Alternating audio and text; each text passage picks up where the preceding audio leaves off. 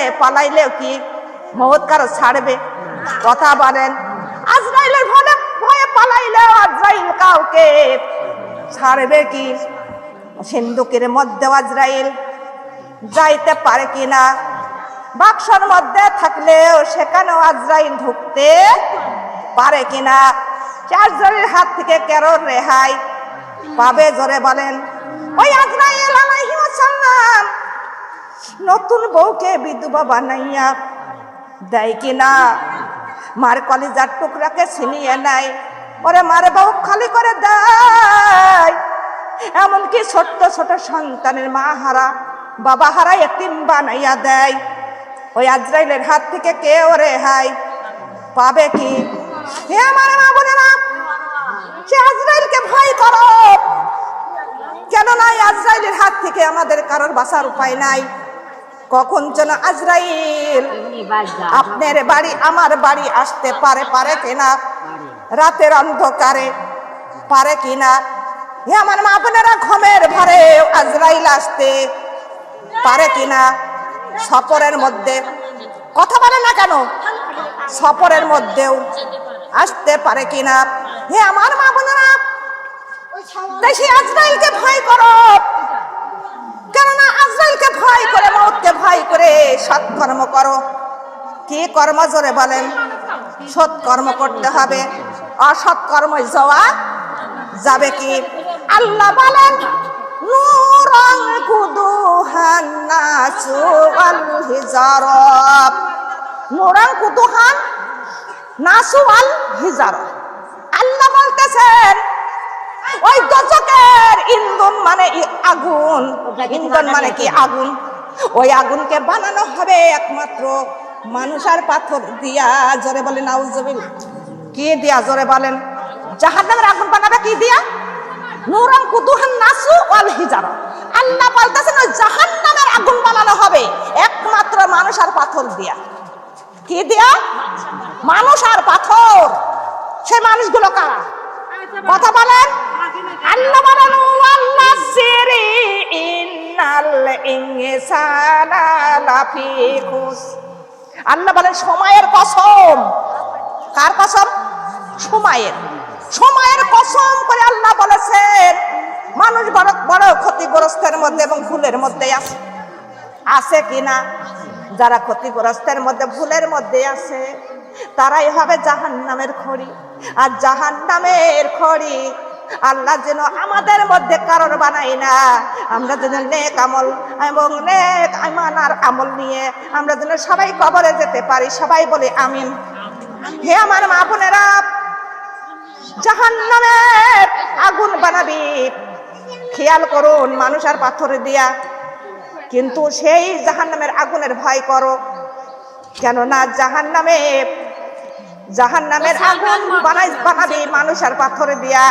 হে আমার মা বোনেরা, কিন্তু ওই জাহান্নামের আগুন এত তেজ, এই সারা জাহানের যদি কাঠপাট একত্র করে যদি আগুন বানানো হয়, জাহান্নামের সহ্য পরিমাণ আগুন এই দুনিয়ার আগুনের কাছে কিছুই না। জোরে বলি সুবহানাল্লাহ। হে আমার মা বোনেরা, কিন্তু আল্লাহ তাআলা বলেন ইন্নাল্লাযীনা আমানু ওয়া আমিলুস সলিহাত কানাত লাহুম জান্নাতুল ফিরদাউসি নুজুলা। আল্লাহ বলেন, হে আমার ইমানদার বান্দা বান্দি, তোমরা সৎকর্ম করো, আর সৎকর্ম করলে তোমরা পাবা জান্নাতুল ফিরদাউসের বাগান। জোরে বলি সুবহানাল্লাহ। কথা ডাকার কথা বলেন। আল্লাহর হুকুম, আল্লাহর ওয়াদা কোনোদিন গর খিলাফ হয়? জোরে বলেন হয় না। কিন্তু আমাদের আল্লাহর হুকুম মানার দরকার আছে কিনা? আল্লাহর হুকুম মানার, আল্লাহর হুকুম না মেনে কবরে যাওয়া যাবে? কথা বলেন। কবরে যাওয়া যাবে না। কখন যেন কার মওত চলে আসে। আমারে মারো নাসিবে কখন, হাই আমারে মারো নাসিবে কখন,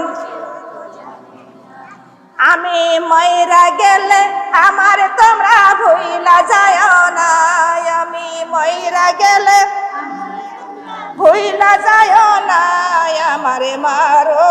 আসিবে কখন,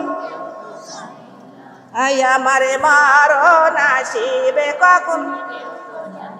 এই দুনিয়ায় সারা জীবন থাকার জায়গা না, অন্ধকারে কবর আমার আসলে ঠিকানা। এই দুনিয়ায় সারা জীবন থাকার জায়গা না, অন্ধকারে কবর আমার আসল ঠিকানা। সবাই রেখে তোমার চলে যাবে, সঙ্গী হবে না। সবাই রেখে তোমার চলে যাবে, সঙ্গী হবে না। আমার মরণ আসিবে কখন, আমার মরণ আসিবে কখন। আমি মইরা গেলে আমার তোমরা ভুইলা যাও না, আমি মইরা গেলে ভুইলা যাও না। আমার মরণ আসিবে কখন, আই আমার মরণ আসিবে কখন। কবরের মাঝে মা বাবা কেউ দেখা যাবে না, দেখবো যাকে তিনি হলেন শাহী মদিনায়। কবরের মাঝে মা বাবা কেউ দেখা যাবে না, দেখবো যাকে তিনি হলেন শাহী মদিনায়। ও মা বুঝবা যেদিন নবী ছাড়া কোনো উপায় নাই, ও মা হাসরেতে নবী বিনে কোনো উপায় নাই। আমার মরণ আসিবে কখন, আমার মরণ আসিবে কখন, কেউ তো জানে না। আমি মইরা গেলে আমার তোমরা ভুইলা যাও না, আমি মইরা গেলে আমার তোমরা ভুইলা যাও না। আমার মরণ আসিবে কখন। আলহামদুলিল্লাহ, হযরত মা ফাতেমাতুজ জোহরা কোনদিন নামাজ কাজা কথা বলেন পর্দার ঘরে খিলাফ করেছে? কোনদিন তিনি কারোর সঙ্গে কোনদিন দেখা দিত? জোরে বলেন। আল্লাহর কথা মানার দরকার আছে কিনা? হযরত আয়েশা রাদিয়াল্লাহু তাআলা আনহা একদিন বাড়িতে বসে আছেন, এমন সময় একটা অন্ধ লোক তার বাড়ির মধ্যে গেলেন, সালাম দিয়া বাড়ির মধ্যে ঢুকলেন। আল্লাহ হযরতে আয়েশা রাদিয়াল্লাহু তাআলা আনহা বললেন, আপনি কিসের জন্য এসেছেন? বলে রাসূলের খোঁজে। রাসূলকে বাড়ি আছে? বলেন না। এই কথা বললেন, সে অন্ধ লোক বাড়ির মধ্যে চলে যাইতেছে। এমন সময় রাসূল করিম সাল্লাল্লাহু আলাইহি ওয়াসাল্লাম বাড়ির মধ্যে প্রবেশ করলেন। প্রবেশ করার পরে বলতেছে, আয়েশা, তুমি ওই লোকটার সঙ্গে কি তুমি দেখা করেছো? বলে হ্যাঁ দেখা করেছি। বলতেছে, তুমি খাস করে তওবা করে নাও। হযরত আয়েশা বললেন, ইয়া রাসূলুল্লাহ, ইয়া হাবিবাল্লাহ, কেন আমি কি এত গুনাহ করলাম যে আমি খাস করে তওবা করব? হযরত আয়েশার কথা শুনে আমার দয়ার নবী বলতেছেন, আয়েশা রে, তুমি যে ওই লোকটার সঙ্গে দেখা করেছো? বলে দেখা করেছি। ওই লোকটা তো মায়ের পেটের থেকে অন্ধ, সে তো আমার দেখি নাই। এমন সময় আল্লাহর নবী বলতেছেন, আয়েশা, ওই লোকটা গর্ভের থেকে অন্ধ, সে তোমার দেখি নাই, কিন্তু তুমি তো তার দেখেছো, তাই তুমি তওবা করে নাও। জোরে বলি সুবহানাল্লাহ। আমরা কত মানুষের সঙ্গে সাক্ষাৎ করে কেনা? জোরে বলে করে কেনা? অন্ধ লোকের সঙ্গেও সাক্ষাৎ করা, পাগলের সঙ্গে সাক্ষাৎ করা। এমন মানুষ আছে তো অন্ধ, এমন কেউ আছে পাগল, কিন্তু না, তা হলো ভিন পুরুষ। কথা বলেন, কার হুকুম? এটি আমার কথা না, আমার দাদার কথা না, আমার বাবার কথা? কথাটা কার? কথা বলেন। নারীদের যতটুকু মানার দরকার ততটুকু মানে চলতে হবে। আমাদের কোনো প্রয়োজন ছাড়া কারোর সঙ্গে কথা বলা যাবে? হুকুম টাকার? কথা বলেন। আল্লাহর হুকুম আমাদের মানতে হবে। হযরত মা ফাতেমাতুজ জোহরা কারোর সঙ্গে কোনোদিন সাক্ষাৎ করেছে? জোরে বলেন। কোনোদিন কারোর সামনাসামনি তিনি কি হয়েছেন? জোরে বলেন। হয় না। একদিন হযরত মা ফাতেমাতুজ জোহরা 3 দিন অনাহারে ছিলেন। কয়দিন? 3 দিন অনাহারে, ঘরে কোনো খাবার ছিলেন না।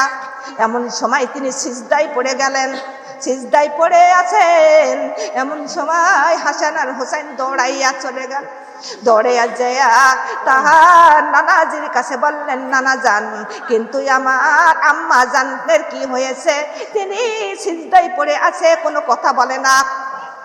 আমার দয়ার নবী, মায়ার নবী এই কথা শুনে হযরতে ফাতিমার দরজায় চলে আসলেন। আসিয়া মামা বলে ডাক দিলেন। হযরতে ফাতিমাতুল জোহরা সিজদার থেকে মাথাটা উঠাইলেন। উঠাইয়া বলতেছে, আব্বা জান, আমার ঘরের মধ্যে প্রবেশ হবেন না। কেন না? আমার গায়েটা আমার গা সতরে ঠেকার মতো, আমার ঘরে কিছুই নাই, কিন্তু আমার ঘরে এমন একটা কম্বল ছাড়াই আর কিছুই নাই। কিন্তু আমি সতরে ঢেকবো কেমন করে, মাথাটা কেমন করে ঢেকবো আব্বা? কিন্তু আমি আর মাথা ঢেকার মতো কিছুই নাই। নবীজি বলতেছেন, আম্মা জান, কিন্তু আমি তোমার এই ফাঁক দেয়া আমার হাতের রুমাল খানা দিয়ে দিলাম, তুমি মাথাটা ঢেকে নাও। তখন হযরত মা ফাতিমাতুল জোহরা মাথাটা ঢেকিয়া তখন বলতেছে, আব্বা জান, আপনি এখন ঘরের মধ্যে প্রবেশ করতে পারেন। তখন আমার দয়ার নবী, মায়ার নবী হযরত মা ফাতিমার ঘরের মধ্যে প্রবেশ করলেন। প্রবেশ করে বলতেছে, আম্মা জান, তোমার কি অভিমান হয়েছে যে তুমি সিজদায় পড়ে আছো? হযরত ফাতিমা দুই চোখের পানি ছেড়ে কাঁদতেছেন, আব্বা জান, আজ 3 দিন অনাহারে আছি। আমার হাসান হুসাইনের এক মুঠো খাবারের ব্যবস্থা আমি করতে পারি নাই। আমার হাসান আর হুসাইন দুই ভাই শুধু ধুলাই গড়াগড়ি দিচ্ছে ক্ষুধার জ্বালায়। তাই আপনার কাছে গেছেন যে আমার নানা মনে হয় কিছু আমাদের সাহায্য করবে, দিবে। কিন্তু আমার নবী যে তখনই বলতেছে, মা গো, তুমি 3 দিন অনাহারে আছো মা। এই দেখো তোমার বাবা যে 7 দিন অনাহারে মাগো, কিন্তু আমি পেটে পাথর বেঁধে তোমাকে দেখতে এসেছি। জোরে বলি সুবহানাল্লাহ। কিন্তু 3 দিন অনাহারে ছিলেন মা ফাতিমাতুল জোহরা। বাবার কাছে আদেশ জানালেন। সেই বাবা আবার বলতেছে, আমি 7 দিন অনাহারে। কয়দিন? কথা বলেন। 7 দিন। আর হযরত ফাতিমার মুখে আর কোনো কথা নাই। তখনই বলতেছে, আব্বা জান, এত গরিব কেন আব্বা জান আমি? কিন্তু আমার সন্তানের খাবার আমি দিতে পারি না। আল্লাহর নবী বলতেছে, মাগো, তুমি যাই নামাজটা পড়ে আবার সিজদায় পড়ো। যাই নামাজটা বিছাইয়া সিজদায় পড়ে গেল। আমার আল্লাহর নবী বলতেছেন, মা, সিজদার থেকে মাথাটা উঠাইয়া ওই যাই নামাজের একটা কোণা উঠাও। যাই নামাজের একটা কোণা উঠাইলো। ওঠানোর পরে নবীজি বললেন, মা, এখন তুমি কিছু কি দেখতে পারতেছ? হযরত ফাতিমা বলতেছেন, আব্বা জান, আমি দেখতে পারতেছি আমার জায়নামাজের নিচ দিয়ে কত সোনা দানা হীরা মুক্তা শোধ বয়ে যাচ্ছে। বাবা, আমি কত রূপার শোধ বয়ে বয়ে যেতে দেখতেছি। আমার নবীজি বললেন, মাগো, তোমার ইচ্ছা মতো তুমি তুলে নাও, সোনার বাড়ি ঘর দূর হয়ে যাবে, তোমার কোনো অভাব অনটন থাকবে না। মাগো, এই দুনিয়ার সুখ ভালো না, এই দুনিয়ার সুখ শান্তি ভালো না মাগো। কয়দিন তুমি থাকবে এই দুনিয়ায়? এই দুনিয়া থেকে আমাদের প্রত্যেকের বিদায়। কথা বলেন, কত টাকা খরচ করে 5 তলা 10 তলা বাড়ি করে কিনা? কথা বলেন, 10 তলা বাড়ি করতেছেন, কয়দিন থাকবে সেই ঘরে? ঘরের থেকে আমার আল্লাহ তাআলা তোমাদের বাহির করে দেবে কিনা? জোরে বলেন। যখন দালান কোঠা, যখন ঘর বাড়ি করা হয়, রহমতের ফেরেশতা আল্লাহ পাঠায়া দেয়। রহমতের ফেরেশতারা ওই ঘরের চতুর্দিকে ঘরে আর ফেরে, আর তারা হাসাহাসি করে। ফেরেশতারা বলে, ও পাগলারা, ও আল্লাহর পাগলরা, তোমরা এত টাকা খরচ করে কেন এত ঘর বাড়ি বানাইতেছো? এই ঘরে তোমরা কয়দিন থাকবা? এই ঘর ছেড়ে তোমরা চলে যাবা মাটির ঘরে। কিন্তু তোমরা এত টাকা পয়সা খরচ করে কেন গাড়ি বাড়ি কেন এত ঘর তৈরি করতেছো, বাড়ি তৈরি করতেছো? তোমরা এই ঘর থেকে তোমরা মাটির ঘরে চলে যাইবা, কেন টাকা খরচ করতেছো? জোরে বলে সুবহানাল্লাহ। যখন ঘর বাড়ি বানানো হয় তখন রহমতের ফেরেশতারা কি করে? চতুর্দিকে ঘোরে আর হাসাহাসি করে, এই পাগলরা, তোমরা এত টাকা খরচ করে কেন ঘর বানাইতেছো? 2 তলা 3 তলা 5 তলা, এই ঘরে কয়দিন থাকবে? এই পাগলরা কয়দিন থাকবে? এই কথা বলে আর ফেরেশতারা কি করে? হাসাহাসি বলে, রহস্য করে যে ঘর থেকে তোমরা এখনই তো মাটির ঘরে চলে যেতে হবে। হবে কিনা জোরে বলেন? মাটির ঘরে আমাদের সমস্ত 10 তলার মালিকও মাটির ঘরে, 20 তলার মালিকও, কথা বলেন, মাটির ঘরে আমাদের যেতে হবে। মন আমার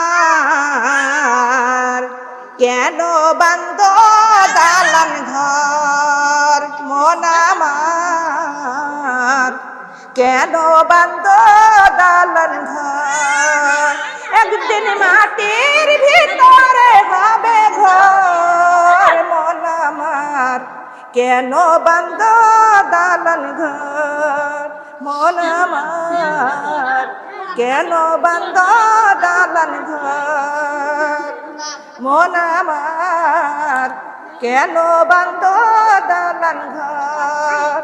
প্রাণ পাখি উড়ে যাবে, দেহ পিঞ্জির ছিঁড়ে, মাটির দেহ রবে পড়ে স্বর্ণ মাটির উপরে। প্রাণ পাখি উড়ে যাবে, দেহ পিঞ্জির ছিঁড়ে, মাটির দেহ রবে পড়ে স্বর্ণ মাটির উপরে। মন আমার কেন বান্দ দালান ঘর, মন আমার কেন বান্দ দালান ঘর, একদিন মাটির ভিতরে হবে ঘর, মন আমার কেন বান্দ দালান ঘর, মন আমার কেন বান্দ দালান ঘর। আমার পথ থেকে চলে যেতে হবে।